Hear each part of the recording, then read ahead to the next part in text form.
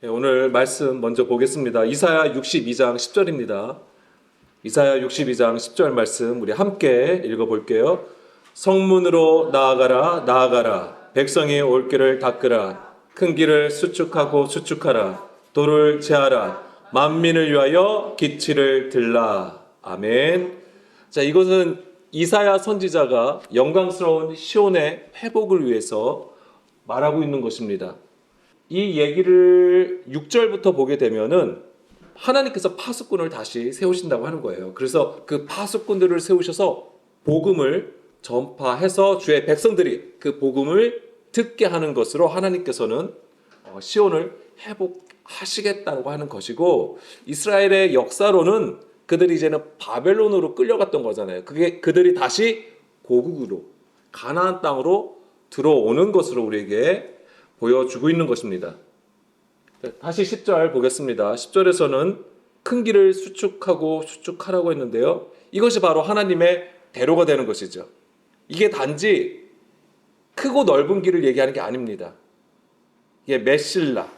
그러니까 여기서 큰 길이 메실라라고 하는 겁니다. 이것이 고가 도로를 얘기하는 건데, 우리가 생각하는 도로 가면 우리가 고가 도로가 있잖아요. 그거 생각하실 수 있는데, 그것보다는 어떤 개념으로 이해하셔야 되냐면, 우리가 하나님 앞에 어떻게 올라가는 것이죠? 우리가 하나님 앞에 올라가야 돼요. 알리야 해야 되는데, 그 과정이라는 게 있는데, 그 과정이 예전에 김동훈 목사님이 얘기해 준 것 중에 하나가 좋은 그림이 있어요. 뭐냐면 계단이라고 하는 것이죠. 나선형 계단으로 올라간다고 하는 거예요. 그래서 하나님의 축이 있어요. 구원의 축이 있고, 그 축은 변하지 않습니다. 절대. 근데 우리는 뭐냐면, 우리의 시작은 이 축으로부터 가장 멀리서부터 있는 거예요. 그래서 이것을 이제 돌아가면서 이 축을 중심으로 해서 돌아가는 거예요. 그러면서 뭐냐면, 우리가 하나님 앞에 가까이 나가는 것이 돌면서 이것이 또 한 계단 올라가서 또 돌고 한 계단 올라가서, 그래서 나선형 계단이라고 생각을 하시면 돼요. 이 하나님의 대로를 준비한다는 것은 우리가 그 하나님께서 정하신 법, 정하신 주의 길을 따라서 알리야 하는 것을 얘기하는 것입니다. 그래서 이 메실라라는 단어는, 이 큰 길은 이 수축이라는 단어에서 나왔어요. 이 수축이라고 하는 것이 뭐냐면 살라라고 되어 있습니다. 살랄, 쌓아 올리다라는 뜻을 가지고 있습니다. 그러니까 우리가 제자리에 서가지고 뭔가 쌓아서 막 뭔가 올리는 걸 얘기하는 게 아니에요. 그거는 바벨탑이 돼버려요. 그 쌓아지는 재료가 바로 우리가 돼야 되는 거예요. 우리가 하나님이 합당하게 여기시는 그 한 사람으로서 계속 나아가는 것이죠. 주님께서 정하신 법을 따라서 나아가는 것입니다. 그걸 얘기하는 거예요. 그래서 이사야 40장 3절 4절 말씀에 보게 되면은, 외치는 자의 소리여 이르되 너희는 광야에서 여호와의 길을 예비하라, 사막에서 우리 하나님의 대로를 평탄하게 하라고 했습니다. 이것이 바로 큰 길을 수축하는 거예요. 하나님의 대로를 평탄하게 하는 것. 이 하나님의 관계를 회복하기 위해서는 우리 안에 골짜기가 도두어지고 산과 언덕이 낮아져야 되는 것입니다. 이 골짜기는 뭐예요? 꺼진 것을 얘기하는 거잖아요. 땅이 꺼진 것을 얘기하는 거잖아요. 그리고 산과 언덕은 무엇입니까? 평지로부터 도단한 것을 얘기하는 거예요. 이런 것들이 다 어떤 지형이냐면, 우리의 하나님의 말씀을 가감한 상태를 보여주는 거예요. 그러니까 뭐예요? 울퉁불퉁한 것이죠. 멀리서 보면 그냥 울퉁불퉁한 거예요. 그런 것들을 어떻게 하는 거예요? 평지가 되게 하는 거예요. 그래서 고르지 아니한 곳이 평탄하게 되고 험한 곳이 평지가 되게 하시는 것이죠. 이것이 바로 큰 길을 수축하는 모양입니다. 다시 이사야 62장 10절로 돌아가면, 그러려면 바로 우리 안에 돌을 제거해야 된다고 하는 거예요. 돌을 제거해야 된다. 지난 시간에도 이 예수님께서 부활하시는 것과 관련해서 그 무덤의 돌을 제거하는 것을 말씀을 드렸었는데, 이 돌을 제거하다, 에벤 사칼이라고 되어 있습니다. 에벤은 이제는 반석, 돌을 얘기하는 것이고, 사칼의 본래 의미는 무겁다라는 뜻을 가지고 있습니다. 또는 돌을 던지다, 돌로 쳐 죽이다라는 뜻을 가지고 있어요. 그러니까 이게 무겁다라는 뜻보다는 다른 성경 구절을 보게 되면 다 돌로 쳐 죽이는 내용이에요. 대부분. 그래서 이 단어는 돌을 던져가지고 사람을 죽이는 그 의미로 많이 쓰였습니다. 그러니까 일종의 처형의 개념이에요. 자, 신명기 13장 10절 말씀을 볼까요? 신명기 13장 10절에 보게 되면은 그는 애굽 땅 종되었던 집에서 너를 인도하여 내신 내 하나님 여호와에게서 너를 깨어 떠나게 하려 한 자이니 너는 돌로 쳐 죽여라 이렇게 되어 있습니다. 누구를 돌로 쳐 죽이라고 하는 것일까요? 1절부터 보겠습니다. 1절부터 보게 되면은 너희 중에 선지자나 꿈꾸는 자가 일어나서 이적과 기사를 내게 보이고 그가 내게 말한 그 이적과 기사가 이루어지고 너희가 알지 못하던 다른 신들을 우리가 따라 섬기자고 말할지라도 너는 그 선지자나 꿈꾸는 자의 말을 청종하지 말라라고 한 것이죠. 그러니까 누구를 돌로 쳐 죽이라고 한 거예요? 우상의 거짓 선지자를 얘기하는 거예요. 꿈꾸는 자, 신접하는 자, 다 이런 자들을 얘기하는 거예요. 근데 이들이 우리가 생각하는 어떤 뭐 신접한 자, 뭐 무당으로만 우리가 정할 수 있는 것이지만은 다 뭐예요? 거짓 선지자들을 얘기하는 거예요. 거짓으로 하나님의 말씀을 전하는 것을 얘기하는 겁니다. 그 거짓이 표면적으로 거짓이냐? 그렇지 않아요. 하나님의 말씀을 전해도 사람의 계명으로 전할 수 있다라고 하는 거예요.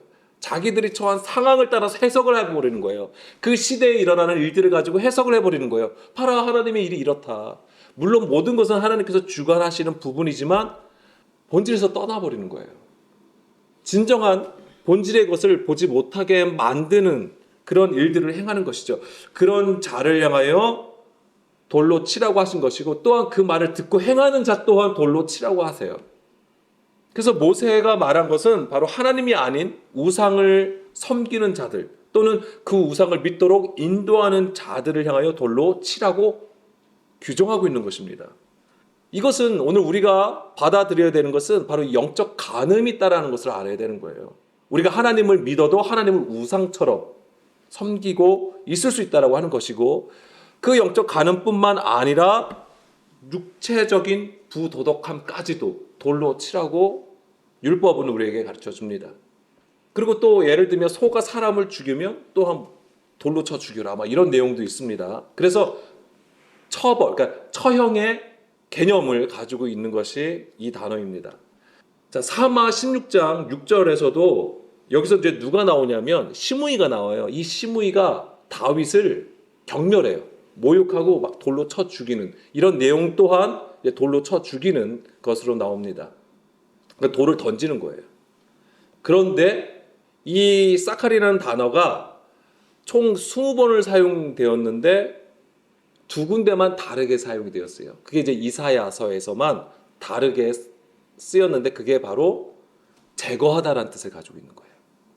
다른 부분들은 다 돌로 쳐서 죽이는 얘기인데 이 이사야서에서만 돌을 제거하는 것으로 쓰였습니다. 그래서 이사야 5장 2절 말씀 우리가 처음에 읽은 것이 62장 10절 있잖아요. 거기랑 그 다음에 이사야 5장 2절 말씀에 돌을 제거한다라는 뜻으로 사용이 되었습니다. 땅을 파서 돌을 제하고 극상품 포도나무를 심었도다. 그 중에 망대를 세웠고 또 그 안에서 술투를 팠도다. 좋은 포도 맺기를 바랬더니 들포도를 맺었도다. 자, 하나님의 바람이잖아요. 이스라엘을 향한 하나님의 소망이었어요. 그래서 하나님께서 땅을 파서 돌을 제거하시고 극상품의 포도나무로 준비를 하셨단 말이에요. 그런데 이제 이스라엘이 하나님의 계명을 듣지 아니함으로 들포도를 맺는 백성이 되었던 것이죠. 여기서 돌을 제하다가 바로 이 사칼이라는 단어가 쓰였습니다. 그리고 우리가 처음에 읽었던 거 이사야 62장 10절 그렇죠? 거기서도 돌을 제하여서 큰 길을 수축하라 하나님의 대로를 세우라 이제 이것을 얘기했던 것이죠. 자, 그런데 이 돌을 제거함은 앞에 돌을 던져서 처형하는 개념이라고 말씀드렸잖아요. 그거와 연결해서 우리가 이해할 수 있는 것은 우리 안에 돌을 제거함이 어떻게 이루어질까요? 뭐냐면 돌을 던지게 하는 거죠. 내 안에 돌이 있어요. 그 돌을 없애려면 뭐냐면 돌을 던지면 되죠. 예, 간단하죠. 예, 간단해요. 돌을 던지면 내 안에 돌이 없는 거예요. 근데 이제 거기에 또 다른 하나님의 반전이 있는 것입니다. 돌을 던진다는 것은 무엇을 의미하죠? 아까 처형의 개념으로 보면 돌을 던졌다는 것은 상대방을 죽이는 것이죠. 생명을 제거하는 것입니다. 돌을 던짐으로써 생명을 제거하는 거예요. 자, 그런 그림을 가지고 이제 말씀을 보겠습니다. 이제 예수님의 얘기로 한번 보자고요. 자, 예수님이 성전에서 말씀을 가르치실 때에 바리새인과 서기관들이 가늠한 여자를 데려와요. 내용 아시겠죠? 요한복음 8장 1절부터인데 이제 5절 말씀만 볼게요. 가늠한 여자를 데리고 옵니다. 모세는 율법에 이러한 여자를 돌로 치라 명하였거든요. 이제 바리새인과 서기관들이 가늠한 여자를 데리고 예수님을 시험하는 거잖아요. 자, 선생은 어떻게 말하겠나이까? 예수님 모세는 율법에 이러한 여자가 돌로 치라 명하였고 선생은 어떻게 하십니까? 그러니까 예수님께서 뭔가 또 몸을 굽혀서 뭐 손가락을 막 이게 뭘 쓰시는 거잖아요. 그래서 뭐 이거 뭘 썼는지도 막 궁금한 거죠 우리가 사실은. 근데 여기서 그걸 말하지 않고 7절 그들이 묻기를 맞이 아니하는지라 이에 일어나 이르시되 너희 중에 죄 없는 자가 먼저 돌로 치라. 이 얘기죠. 돌로 치라고 얘기를 하십니다. 그러니까 9절에 뭐라고 했어요? 9절에 그들이 이 말씀을 듣고 양심의 가책을 느껴 어른으로 시작하여 젊은이까지 하나씩 하나씩 나가고 오직 예수와 그 가운데 섰는 여자만 남았더라. 이들은 실제로 돌을 던졌나요? 안 던졌나요? 예, 안 던졌습니다. 안 던졌을까 이 여인이 산 거죠. 그리고 예수님은 이 여인에게 다시는 죄를 짓지 말라고 얘기합니다. 자, 미리 말씀드립니다. 이 돌을 누가 맞았을까요? 예, 예수님이 맞으신 거예요. 그리고 또 한 가지 더 볼 것은 자, 예수님이 아버지와 나는 하나이다라고 말씀하세요. 그러니까 유대인들이 뭐죠? 신성모독이라고 해가지고 예수님을 돌로 쳐 죽이려고 했잖아요. 그것이 요한복음 10장 32절 말씀. 예수께서 대답하시되 내가 아버지로 말미암아 여러 가지 선한 일을 너희에게 보였거늘 그 중에서 어떤 일로 나를 돌로 치려 하느냐. 유대인들이 대답하되 선한 일로 말미암아 우리가 너를 돌로 치려는 것이 아니라 신성모독으로 인함이니 내가 사람이 되어 자칭 하나님이라 함이로다. 왜 유대인들은 예수님을 치려고 했을까요? 예수님이 틀린 말을 하신 건가요? 정말로 신성모독의 말을 한 건가요? 아니에요. 유대인들은 하나님의 말씀을 듣지 못한 구조 가운데에 자기들이 생각한 것과 다른 말씀을 한다고 생각을 하는 거예요. 그러니까 그들 스스로도 뭐냐면 스스로 율법을 가지고 예수님을 판단하고 정죄하고 돌로 쳐 죽이려고 했던 거예요. 예수님은 자기를 돌로 쳐 죽이려 했던 이들의 돌 같은 마음을 어떻게 제거하셨을까요? 예수님이 그 돌을 받으신 거예요. 돌을 던짐으로써 제거하게 하시고 받으신 거예요. 그게 뭐예요? 그게 십자가예요. 유대인들, 바리새인 서기관들, 종교 지도자들 모두가 자기들이 가진 사람의 계명, 율법 조문을 가지고 예수님을 정죄한 거예요. 죽인 것이죠. 그래서 어떻게 돌을 던지게 함으로써 그 목을 꺾으신 거예요. 고든 목을 꺾으시고 그 안에 완악함을 제거해 버리신 것입니다. 골로새서 2장 12절, 15절 말씀까지 볼게요. 또 번제와 육체의 무할례로 죽었던 너희를 하나님이 그와 함께 살리시고 우리의 모든 죄를 사하시고 우리를 거스르고 불리하게 하는 법조문으로 쓴 증서를 지우시고 제하여 버리사 십자가에 못 박으시고 통치자들과 권세들을 무력하게 하여 드러내어 구경거리로 삼으시고 십자가로 그들을 이기셨느니라. 여기서 유대인들은 마음의 할례를 받지 않은 육신에 속한 자들이 되는 거예요. 표면적인 유대인들인 것이죠. 자신들이 가진 율법을 근거해서 예수님을 판단하고 정죄했던 것입니다. 그들이 가장 강력하게 가지고 있던 무기가 바로 돌이었던 거예요. 돌. 그 돌을 무기로 삼아서 예수님을 죽인 것이죠. 그래서 예수님이 친히 십자가에 죽으심으로써 그들의 돌을 제거하시는 거예요. 평상시에 제가 많이 강조했던 말씀이 갈라디아서 2장 20절 말씀이잖아요. 예수님은 우리 안에 모셔야 되는 거예요. 그것이 진정한 하나님의 처소고 성전이 되는 것인데 그러려면 우리가 어떻게 해야 되는 것이죠? 그리스도와 함께 십자가에 못 박혀 죽어야 되는 거예요. 근데 그 그리스도는 어떤 분이냐 이거죠. 바로 반석이 되시는 분이 그리스도라는 것이고 우리가 광야에서 물을 먹는 것이 있잖아요. 첫 시간에는 우리가 마라에서 그 얘기를 했습니다. 마라에서는 어떻게 하셨죠? 쓴 물을 단물로 바꾸셨잖아요. 하나님께서 모세에게 뭐라고 하시고 한 나무를 가지를 물에 던지라고 하셨고 그것이 단물이 되어서 마실 물을 줬단 말이에요. 출애굽기 17장에는 어떤 그림이 있냐면은 또 이제는 물이 없어서 또 목마른 상황에서 이제 백성들이 어떻게 합니까? 모세를 죽이려고 해요. 그때 하나님께서 뭐라고 하셨냐면 너가 반석을 쳐서 물을 내라고 하시는 것이죠. 그 반석이 의미하는 것이 바로 그리스도란 말이에요. 그런데 그 물을 내려면 그 반석이 어떻게 돼야 되는 거예요? 쳐서 쪼개져야 되는 거예요. 그게 십자가였던 거예요. 그러면 뭐냐면 우리 안에 생수의 강이 흘러나와야 된다고 했잖아요. 내 안에 있는 저 생수의 강도 내가 뭔가 거듭나고 뭔가 깨달아지고 뭔가 알아서 생수의 강이 흘러나오는 게 아니에요. 저 생수의 강도 어디서부터 나와야 되는 거예요? 내 안에 계신 그리스도를 통하여서 저것이 이루어져야 되는 거예요. 예수님께서 십자가에서 죽으신 이유를 생각해 보세요. 베드로전서 2장 24절 말씀 보겠습니다. 친히 나무에 달려 그 몸으로 우리 죄를 담당하셨으니 이는 우리로 죄에 대하여 죽고 의에 대하여 살게 하려 하심이라. 그가 채찍에 맞음으로 너희가 나음을 얻었으니. 그가 채찍에 맞았다. 이걸 달리 바꾸면은 돌을 던짐으로써 그분이 맞음으로써 우리가 그 돌이 제거가 됐다라고 하는 것이죠. 하나님의 방법은 그 표면적으로 보여지는 그것으로 말하지 않습니다. 그 안에 진정으로 하나님께서 숨겨놓은 지혜가 있다라고 하는 것이죠. 출애굽기 17장 6절 말씀 보겠습니다. 아까 이제 그 광야에서 반석을 쳐서 물을 내는 장면인데요. 내가 호렙산에 있는 그 반석 위 거기서 내 앞에 서리니 너는 그 반석을 치라. 그것에서 물이 나오리니 백성이 마시리라. 모세가 이스라엘 장로들의 목전에서 그대로 행하니라. 자, 하나님은 이스라엘을 애굽에서 나오게 하셨고 그들을 광야로 이끌어 가셨어요. 하나님께서 이스라엘을 광야로 이끌어 가신 이유는 분명해요. 그걸 명확하게 하나님은 우리에게 말씀해 주세요. 그게 이제 신명기 8장 14절에서 16절 말씀이세요. 내 마음이 교만하여 내 하나님 여호와를 잊어버릴까 염려하노라. 여호와는 너를 애굽 땅 종되었던 집에서 이끌어내시고 너를 인도하여 그 광대하고 위험한 광야. 하나님도 아세요. 광야가 위험하다는 거 아세요. 불뱀과 정갈이 있고 물이 없는 건조한 땅이라는 것을 아세요.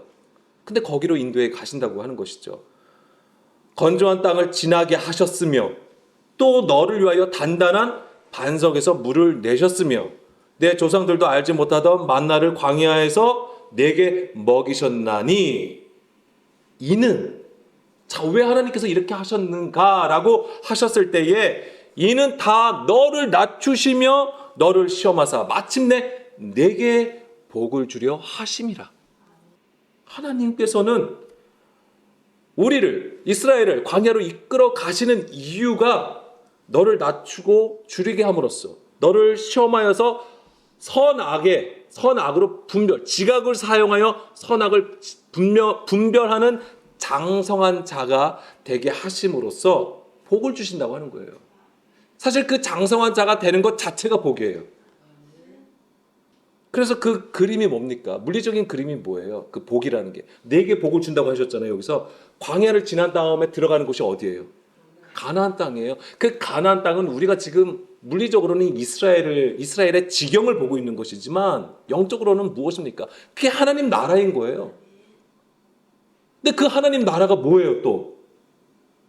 그 뜻이 무엇입니까? 하나님의 다스림이라는 거예요. 그 하나님 나라라고 하는 것이. 무엇으로? 내 안에 말씀이 있음으로써 그 말씀으로 우리를 다스린다고 하는 것이죠. 지금 우리가 여기 있어도 지금 우리가 2023년 한국에 이곳에 있어도 내 안에 그 말씀이 역사하시는 것이죠. 이게 하나님 나라가 되는 거예요. 그러니까 이 개념이 우리 안에 정확하게 있을 때에 우리는 상황과 환경과 관계 속에서 흔들리지 않는 것이죠. 그래서 이 하나님께서 말씀하신 복이라는 것은 바로 젖과 꿀이 흐르는 땅이에요. 그 약속의 땅, 가나안 땅으로 들어가는 것을 의미하는 것입니다. 여기서 보면은 마침내라고 되어 있잖아요. 마침내 내게 복을 주려 하심이라. 마침내 아하리트라고 되어 있습니다. 아하리트. 이게 마지막, 끝, 미래라는 의미를 가지고 있어요. 미래.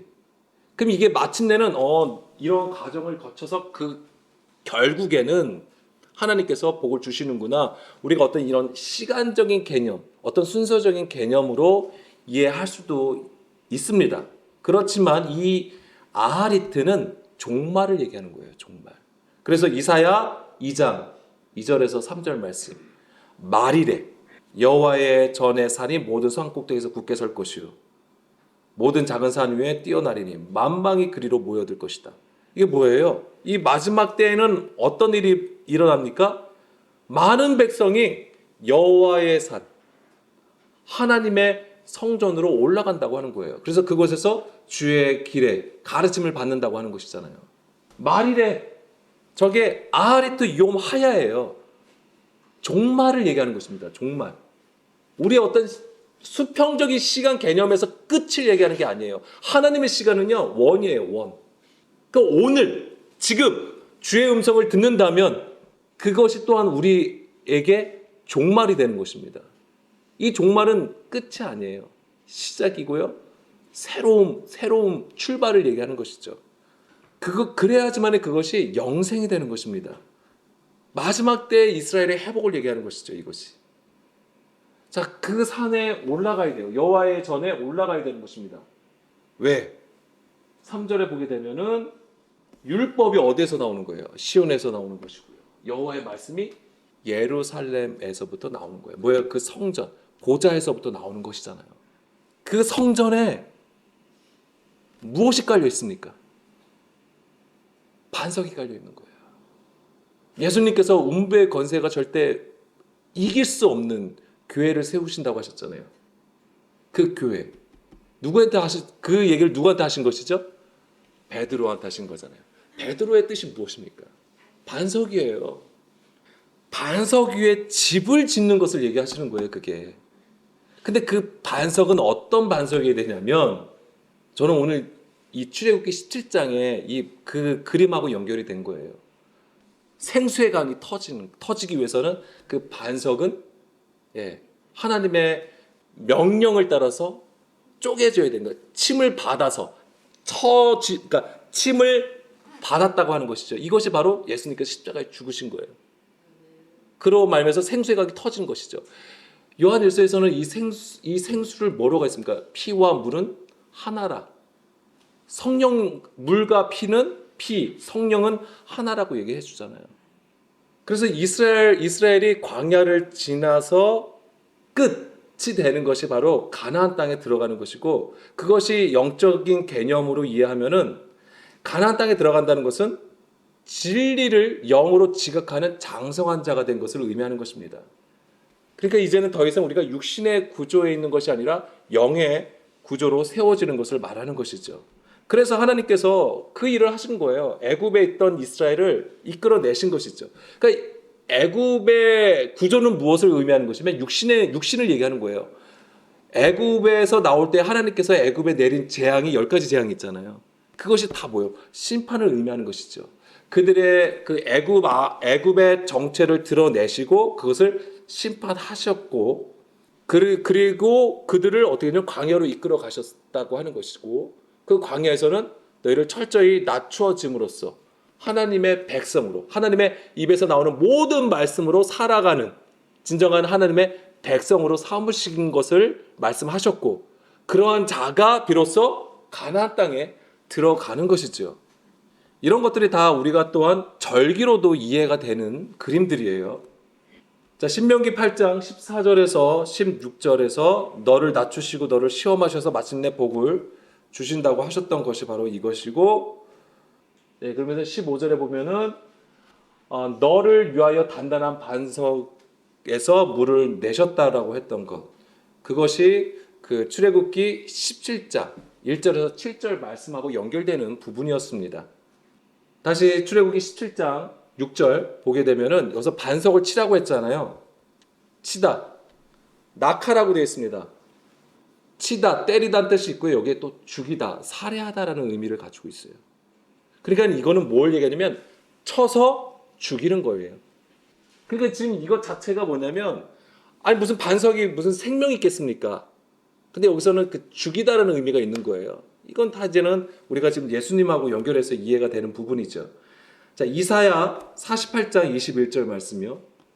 여호와께서 그들을 사막으로 통과하게 하시던 때에 그들이 목마르지 아니하게 하시되 그들을 위하여 바위에서 물이 흘러나게 하시며 바위를 쪼개서 물이 솟아나게 하셨느니라. 아멘. 자, 이것이 또한 아까 출애굽기 17장의 그림하고 연결되는 거잖아요. 자, 그런데 여기서 보세요. 흘러나게 하시며, 자, 바위를 쳤어요. 그러면 당연히 거기서 물이 흘러나올 거 아닙니까? 이 흘러나오게 하다가 낫자리예요. 솟아나오다라는 뜻이 있고요. 그럼 맞습니다. 솟아나오는 거. 그래서 흘러나오는 것이고, 그 다음에 바위를 쪼갰다라고 했잖아요. 쪼개다. 이게 뭐냐면 박하라고 해가지고 찢다라는 것을 얘기하는 것입니다. 찢다. 자, 바위가 쪼개졌어요. 찢어졌어요. 그러니까 어떻게 되죠? 물이 솟아나죠. 솟아나다. 주부라고 되어 있습니다. 주부. 근데 이 주부가 뭐냐면 흐르다라는 뜻을 가지고 있는데 하열하다라는 뜻도 가지고 있어요. 하열하다. 그래서 구약에 보면은 유출병 있잖아요. 유출병이 있습니다. 하열하는 거, 유출하는 거. 그 뜻이 그 단어하고 같은 단어입니다. 같은 단어가 쓰인 거예요. 그래서 이것을 우리가 예수님하고 연결해서 이해하면은 예수님께서 십자가에서 피를 흘리신 것이죠. 그 그림하고도 우리가 연결해서 읽어낼 수 있는 것입니다. 그래서 고린도전서 10장 4절 말씀에 보게 되면 반석은 그리스도라고 했습니다. 다 같은 신령한 음료를 마셨으니 이는 그들을 따르는 신령한 반석으로부터 마셨음에 그 반석은 그리스도다라고 얘기를 한 것이죠.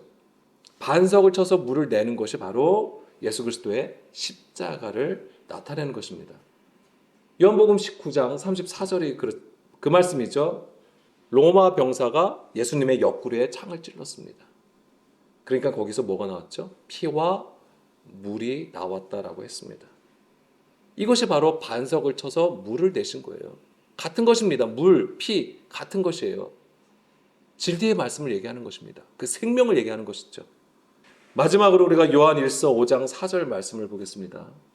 무릇 하나님께로부터 난 자마다 세상을 이기느니라. 세상을 이기는 승리는 이것이니 우리의 믿음이다. 여기서도 우리가 알아야 되는 것은 우리가 믿습니다 하는 그 믿음을 얘기하는 게 아니에요. 그리스도의 믿음을 얘기하는 겁니다. 그 그리스도의 믿음이라는 것은 어떤 구조입니까?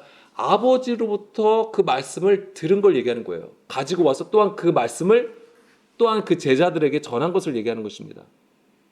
들음이에요, 들음. 온전하게 듣고 그것을 또한 온전하게 전하는 것을 얘기하는 거예요. 그게 믿음이에요. 그리스도의 믿음. 그러니까 우리의 믿음이라고 하는 것은 바로 그리스도를 우리 안에 모심으로써 이루어지는 그 역사를 얘기하는 겁니다. 예수께서 하나님의 아들이심을 믿는 자가 아니면 세상을 이기는 자가 누구냐? 솔직히 말해서 우리가 예수님이 하나님의 아들이라고 안 믿는 자가 교회 다니시는 분들 중에 누가 있겠어요? 다 하나님의 아들이라고 믿지. 그런데 그 영의 구조를 가지고 있지 않으면 나는 예수님이 하나님의 아들이라는 것을 믿습니다라고 하는 것은 거짓말이 되어버리는 거예요. 그래서 이 요한 1서를 잘 읽어보시면 그것에 대해서 얘기를 하고 있는 거예요. 너희가 사랑을 얘기하지만 형제를 미워한다라고 하는 것이잖아요. 우리가 형제를 막 대놓고 미워하는 거 아니잖아요. 그럼에도 불구하고 우리가 형제를 미워할 수 있다라고 하는 것이죠. 표면적인 것은 사랑의 모습일지라도 그 안의 것은 여전히 거짓과 외식이라고 하는 것이죠. 그런 부분들을 계속 얘기해 줍니다. 6절에 이는 다시 5절부터 보겠습니다. 예수께서 하나님의 아들이심을 믿는 자가 아니면 세상을 이기는 자가 누구냐? 이는 물과 피로 임하신 이시니 곧 예수 그리스도라. 물로만 아니요 물과 피로 임하셨고 증언하는 이는 성령이시니 성령은 진리이니라. 아멘.